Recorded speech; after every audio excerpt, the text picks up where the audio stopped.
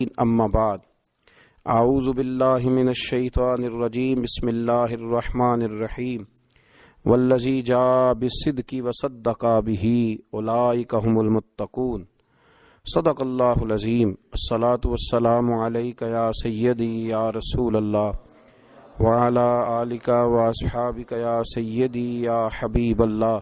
الصلاۃ والسلام علیک یا سیدی یا نبی اللہ وعلی آلک واصحابک یا سیدی یا نور اللہ۔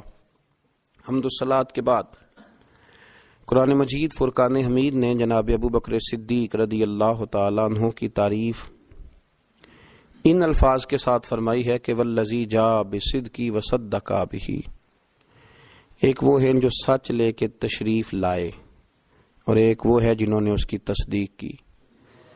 سچ لانے والے مدینے والے محبوب علیہ السلام اور تصدیق کرنے والے حضرت ابو بکر صدیق رضی اللہ۔ ایک وہ جو سچ لے کے تشریف لائے اور ایک وہ جنہوں نے اس کی تصدیق کی۔ کہا اولئک هم المتقون، دونوں ہی پرہیزگار ہیں، دونوں ہی پرہیزگار ہیں۔ حضرت ابو بکر صدیق رضی اللہ تعالیٰ عنہ سچے بھی تھے، بردبار بھی تھے، حلیم بھی تھے، اور سب سے بڑی ان کے اندر جو بات سمجھنے والی ہے وہ یہ ہے کہ بڑے وفادار تھے۔ انسان کا بڑا اچھا قد کاٹ ہو اور اس کے نام کے ساتھ کئی القابات لکھے جائیں، لیکن جب وہ بولے تو اس کے جملے کچے ہوں، وہ بات اور وہ لفظ جو ادا کرے وہ اس کی پرسنالٹی کے ساتھ میچ نہ کرتے ہوں، تو اس شخص کا وقار خراب ہو جاتا ہے۔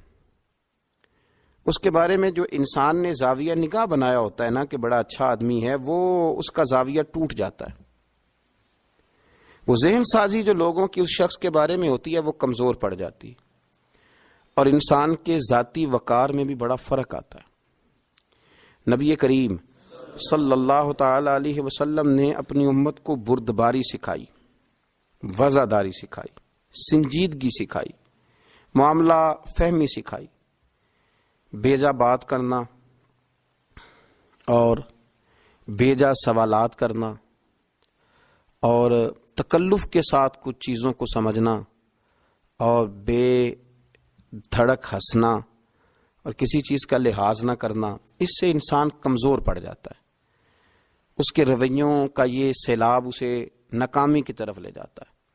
حضرت ابو بکر صدیق رضی اللہ تعالیٰ عنہ کے بارے میں سیدہ عائشہ صدیقہ رضی اللہ تعالیٰ عنہ کا ایک بڑا خوبصورت ارشاد آپ فرماتی ہیں، مجھے اللہ کی عزت کی قسم، حضرت ابو بکر صدیق رضی اللہ تعالیٰ عنہ نے زمانہ جاہلیت میں بھی اور زمانہ اسلام میں بھی کبھی کوئی بےہودہ شعر اور بےہودہ بات اپنی زبان سے ادا نہیں کی۔ ام المومنین حضرت عائشہ کہتی ہیں، مجھے اللہ کی عزت کی قسم، کبھی انہوں نے اپنی زبان سے کوئی بےہودہ شعر بےہودہ جملہ ادا نہیں کیا۔ اللہ نے انہیں شروع میں ہی وہ وفاداری عطا فرمائی تھی کہ جب بھی بولتے تھے عمدہ ہی بولتے تھے، جب بھی بات کرتے تھے بھلی کرتے تھے، جب بھی کسی عنوان پر گفتگو کرتے تھے تو ان کا لب و لہجہ بڑا ستھرا ہوتا تھا، بڑی شستہ بات کرتے تھے۔ حضرت ابو بکر صدیق رضی اللہ تعالیٰ عنہ کے زمانہ جاہلیت میں بھی جب حضور نے اعلان نبوت نہیں کیا تھا اور انہوں نے کلمہ نہیں پڑھا تھا، اس دور میں بھی جو دور کی خرابیاں تھیں وہ آپ کے اندر نہیں پائی جاتی تھی۔ حضرت عائشہ صدیقہ رضی اللہ تعالیٰ عنہ سے ہی روایت ہے کہ حضرت ابو بکر صدیق رضی اللہ تعالیٰ عنہ نے زمانہ جاہلیت میں بھی شراب اپنے اوپر حرام کر رکھی تھی اور کبھی نہیں پی تھی آپ نے۔ لوگوں نے سوال کیا ایک دفعہ، کہا جناب اس دور میں تو سب لوگ شراب پیتے تھے، سب لوگوں کا یہی انداز تھا، تو آپ نے اس زمانے میں بھی شراب کو حرام کر لیا؟ شراب ایک نجس چیز کا نام ہے، ایک ناپاک ترین چیز کا نام۔ نبی پاک صلی اللہ تعالی علیہ وسلم نے فرمایا، شراب بنانے والا، پلانے والا، لانے والا، گواہ بننے والا، لکھنے والا، لکھانے والا، یہ سب ملعون ہیں، یہ لعنتی ہیں۔ کسی نے پوچھا کہ جاہلیت میں تو کوئی منع نہیں کرتا تھا، دور اسلام میں تو منع ہو گئی، تو آپ نے اس دور میں بھی کبھی نہیں پی؟ تو حضرت صدیق اکبر رضی اللہ تعالیٰ عنہ فرماتے ہیں کہ میں ایک دن ایک شخص کے پاس سے گزرا، بھی میرا لڑک پن تھا، بالکل میں جوانی کی دہلیز میں قدم رکھ رہا تھا تو میں نے ایک شخص کو دیکھا، اس نے شراب پی ہوئی تھی، اسے نشہ چڑھا ہوا تھا، تو وہ گندگی میں ہاتھ مار رہا تھا، اور وہ گندگی کو جب اپنے ناک کے قریب کرتا بدبو آتی تو وہ ہٹا دیتا، لیکن چونکہ نشے میں تھا، بندہ وقار والا تھا، اچھے قبیلے کا تھا، لیکن اس نشے نے اس کے ذہن کو اتنا مخبوط کر دیا تھا، مخبوط الحواس ہو گیا تھا۔ تو آپ فرماتے ہیں اس دن سے میں نے اپنے اوپر شراب کو حرام کر لیا۔ میں سمجھ گیا کہ جو آدمی کی عقل میں فطور کر دے اور جو اس کی وضعداری کو خراب کر دے، اور جس کو پی کے بندے کو یہ پہچان ہی نہ رہے کہ میری بیوی کون سی ہے اور میری بہن کون سی ہے، فرمایا وہ چیزیں وضعدار لوگوں کا طریقہ نہیں ہوتی۔ یہ کوئی بڑے لوگوں کی علامت ہے کہ اس طرح کی گندگی کرنا، بے حیائی کرنا۔ تو آپ فرماتے میں نے کبھی بھی شراب نہیں پی، اور نبی کریم صلی اللہ تعالی علیہ وآلہ وسلم سے جب اس کا ذکر کیا گیا نا کہ جناب ابو بکر صدیق رضی اللہ تعالیٰ عنہ فرماتے میں نے کبھی شراب نہیں پی، اللہ کے رسول فرمانے لگے میرا ابو بکر سچ کہتا ہے، میرا ابو بکر سچ کہتا ہے۔ اپنے آپ کو ہمیشہ مسجع رکھا، صاف ستھرا رکھا۔ حضرت ابو بکر صدیق رضی اللہ تعالیٰ عنہ اکثر اپنی زبان کو پکڑ لیتے تھے، اور اپنی زبان کو پکڑ کے کہتے تھے کہ تو نے مجھے بڑا پریشان کر دیا ہے، تو اگر سیدھی ہو جائے تو میرے بڑے کام سیدھے ہو جائیں، تو اگر سنور جائے تو میرے بڑے معاملات سنور جائیں، اگر تو ٹھیک ہو جائے اور تیرے جملے درست ہو جائیں تو بہت ساری جگہوں پہ معاملات درست ہو جائیں۔ حضرت صدیق اکبر رضی اللہ تعالیٰ عنہ کاروبار کرتے تھے۔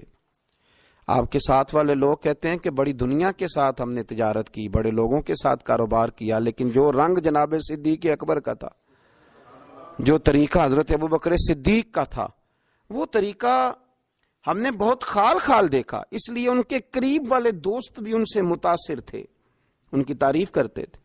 آپ کو پتہ ہے کہ بڑے بڑے مالدار اور بڑے بڑے سمجھدار لوگ حضرت صدیق اکبر کی تبلیغ پر مسلمان ہوئے، حضرت عثمان غنی جیسے لوگ، حضرت عبد الرحمن ابن عوف جیسے لوگ، یہ سب لوگ ان کے تجارت میں دوست تھے۔ آپ کو پتہ ہے کہ جب کاروباری تعلقات ہوتے ہیں تو لوگوں کو پتہ ہوتا ہے بندہ سچا ہے کہ جھوٹا ہے، یہ بندہ کھرا ہے یا بددیانت ہے، لیکن وہ اتنے وضعداری کے قائل تھے کہ جناب صدیق اکبر نے کلمہ پڑھ لیا تو وہ لوگ سوچنے پر مجبور ہو گئے کہ یار اتنا وضعدار، اتنا سمجھدار، اتنا پروقار آدمی اگر کہیں جھک رہا ہے تو کوئی بات تو ہے نا، کوئی معاملہ تو ہے نا۔ تو وہ بھی قریب آنے لگے، تو بہت سارے لوگ آپ کی اس بات کی وجہ سے مسلمان ہوئے، قریب آئے۔ جناب ابو بکر صدیق رضی اللہ تعالیٰ عنہ یہی معاملہ رزق حلال کے حوالے سے تھا۔ آپ ایک غلام تھا، تو کبھی کبھی اس زمانے میں اس طرح ہوتا تھا کہ غلام خریدے جاتے تھے، ان کے پیسے دیے جاتے تھے، تو غلام جب کام کرتا تھا تو آقا کا اس میں حصہ ہوتا تھا، تو وہ غلام کبھی کوئی کمائی کر کے لاتا تو آپ کو بھی کچھ پیش کرتا۔ ایک دن بڑی سخت بھوک لگی ہوئی تھی تو دل میں خیال آیا کہ آج غلام کچھ لے آئے، اور آپ کا غلام کہتا ہے کہ جب بھی میں کوئی چیز کہیں سے لے کے آتا تھا جناب ابو بکر صدیق پوچھا کرتے تھے کہاں سے لائے ہو، اتنے محتاط تھے، یہ چیز کہاں سے آئی ہے۔ فرماتے ہیں ایک دن میں کچھ لے کے آیا تو بھوک بڑی شدید لگی ہوئی تھی، جناب ابو بکر صدیق رضی اللہ تعالیٰ عنہ نے جو میں لایا اسے کھا لیا، تناول کر لیا، اور جب فارغ ہوئے تو میں نے کہا آقا آج آپ نے پوچھا نہیں کہ میں کہاں سے لایا ہوں۔ فرمایا یارو خو مجھے یاد ہی نہیں رہا، بتاؤ کہاں سے لائے ہو، کس طرح کر کے یہ چیز آئی ہے۔ تو کہتے میں نے عرض کی حضور دور جاہلیت میں نا میں نے کسی پر جنتر منتر کیا تھا، تو میں نے اس سے کچھ فیس لینا تھی، آج وہ شخص مجھے مل گیا تو اس نے پیسے دیے، یہ میری محنت کی کمائی نہیں ہے، یہ تو میں اس ذریعے سے لے کر کے آیا ہوں۔ کہتے ہیں کہ حضرت ابو بکر صدیق تو پریشان ہو گئے، فوراً اپنے گلے میں انگلی ڈال کے تو کہہ کر دی، پھر استغفار پڑھنے لگے اور رونے لگے، کہنے لگے اللہ یہ میں نے جان بوجھ کر نہیں کیا، اللہ یہ مجھ سے بھول کر ہو گیا، مالک میں بھول گیا تھا۔ عزیز دوستو، نہ کبھی شراب پی، نہ کبھی لقمہ حرام کی طرف گئے، نہ کبھی کوئی بےہودہ لفظ اپنی زبان سے نکالا، نہ کبھی کسی شخص کو تکلیف دی، ان کے مزاج میں ٹھنڈک تھی، نرمی تھی، جو ان کے قریب آتا تھا وہ ان سے پیار کرنے لگ جاتا تھا، جو ان کے پاس بیٹھتا تھا ان کی بات توجہ سے سنتا تھا۔ انہوں نے کبھی بھی اپنے عمل سے، اپنے کردار سے، اپنے افکار سے کوئی سازش نہیں کی، گروہ بندی نہیں کی، کبھی کسی شخص کو ان سے تکلیف نہیں پہنچی. بس یوں سمجھ لیں کہ مدینے والے محبوب نے اس طرح تزکیہ فرمایا تھا کہ ظاہر سے لے کر باطن تک اللہ نے ہر شے میں روشنی عطا فرما دی تھی. ہر چیز میں روشنی تھی، ہر بات ان کی عمدہ تھی، ہر لفظ ان کا بھلا تھا، ہر چیز ان کی دھلی ہوئی نظر آتی تھی، ہر معاملے میں خیر ہی خیر دکھائی دیتی، ہر طرح کی پرہیزگاری اللہ کریم نے انہیں عطا فرمائی تھی. اور جب وہ لوگوں کے بیچ بات کرتے تو پھر بھی بڑی صاف ستھری بات کرتے. جب وہ کسی سے ملتے تو بڑے وزیدار ہو کے ملتے، اور جب وہ کسی سے وفا کرتے تو پھر بھی رنگ ان کا نرالا اور انوکھا ہی ہوتا. کسی کو کچھ دیتے تو پھر بھی ان کی طبیعت میں مٹھاس ہی ہوتی. انہوں نے اپنی وفاداری، اپنا تقوی، اپنی پرہیزگاری اس کو ہمیشہ قائم رکھا. میرے نبی کریم صلی اللہ تعالی علیہ وسلم نے اس بات کا ان لفظوں کے ساتھ تذکرہ فرمایا جب ایک شخص نے آ کے عرض کی حضور آپ سے ملنے آیا ہوں، دوبارہ آؤں تو فرمایا مجھ سے ملاقات نہ ہوئی تو میرے ابو بکر سے ضرور ہو جائے گی، اس سے ملنا. ایک شخص کو نا نبی پاک خرچہ دیتے تھے، ماہانہ اس کو حضور دیا کرتے تھے. تو رسول کریم صلی اللہ تعالی علیہ وسلم سے ایک دفعہ عرض کرنے لگا کہ یا رسول اللہ صلی اللہ تعالی علیہ وسلم، میں آپ سے پاتا ہوں تو میرے اوقات گزر اوقات ہوتی ہے. تو گویا اس کے سوال کا معنی یہ تھا کہ اگر آپ نے ظاہری پردہ کیا تو حضور نے فرمایا میں نہ ملا تو میرے بعد ابو بکر کے پاس آنا. یہ تعلقات نبھانا جانتے ہیں، ان کے اندر وفاداری ہے، یہ چیزوں کو سمجھتے ہیں، تم ان کے پاس آنا.